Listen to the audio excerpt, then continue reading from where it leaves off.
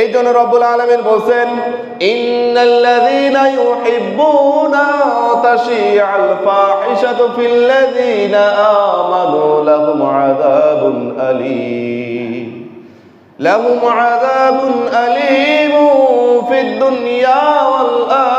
আখিরাহ ওয়াল্লাহু ইয়ালামু ওয়া আনতুম লা তা'লামুন।